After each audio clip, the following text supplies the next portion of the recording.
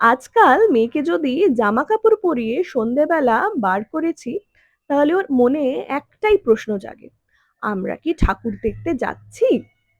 ব্যাস তখন আমাকে বলতে হয়, না আমরা ঠাকুর দেখতে যাচ্ছি না।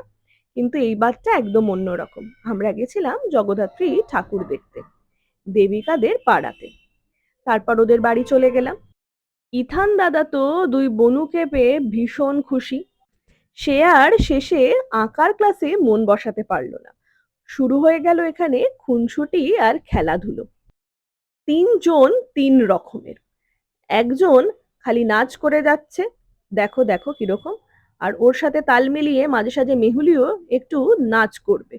এটা কি নাচ সেটা ওরাই বলতে পারবে। এবার শুরু হয়ে গেল তিনজনেরই নাচ। এদিকে আবার মাঝে সাঝে বিস্কিটও খাওয়া চলছে। ওদের এই খুনসুটি মজা দৌড়োদৌড়ি ইয়ার্কিগুলো দেখতে কিন্তু ভীষণ মজা লাগছিল। কোথা থেকে আবার একটা গদা জোগাড় করেছে দেখো। আবার হঠাৎ কি মনে হলো, ভাবলো মামামকে একটু খাইয়ে দিই। ওর খামানো দেখে সানভিও আমাকে খাইয়ে দিল। কি মিষ্টি না এই মুহূর্তগুলো।